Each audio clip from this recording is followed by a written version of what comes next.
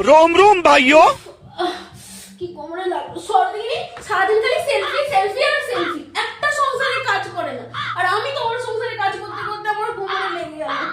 ওই সেক্টরের কি যেন একটা আছে না হ্যাঁ হটপট তোমার হটপট একটু দাও না বৌদি গরম কিছু সেট করলে ভালো হবে দাও না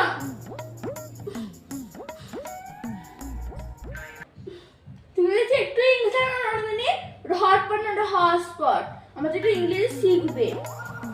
আমি ওটা জানি কি বলে আর ইংলিশটা তোমার থেকে আমি ভালোই জানি আমি দেখছিলাম তুমি জানো নাকি দেবে না বলে তোমার সব ছল চাকরি আমার নেই বলে তো চাইছি